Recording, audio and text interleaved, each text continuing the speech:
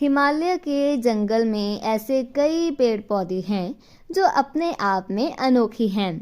ऐसे पेड़ पौधे और कहीं नहीं पाए जाते। इन पर लगने वाले फल और फूल सबसे अलग होते हैं। इन पर लगने वाले फल इतने मीठे और खुशबूदार होते हैं कि कोई भी इन्हें खाए बिना रह नहीं सकता।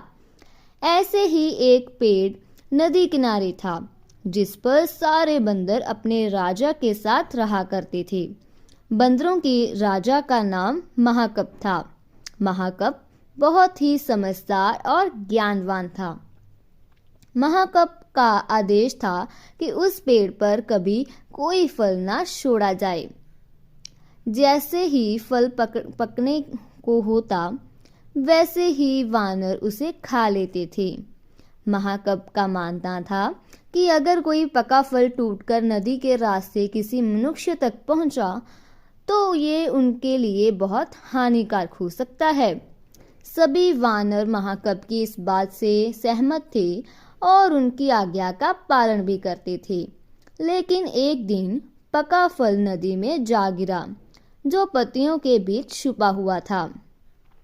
वह फल नदी में बहकर एक जंगल पहुंच गया।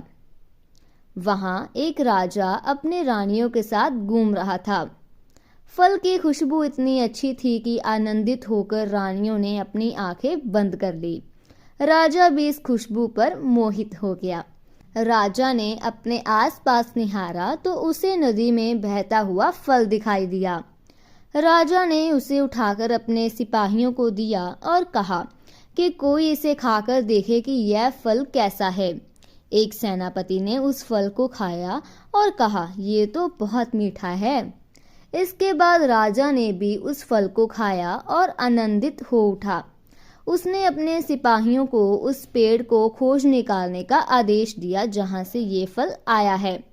काफी मेहनत के बाद राजा के सिपाहियों ने पेड़ की खोज कर ली। उन्हें नदी किनारे वो सुंदर पेड़ नजर आ गया।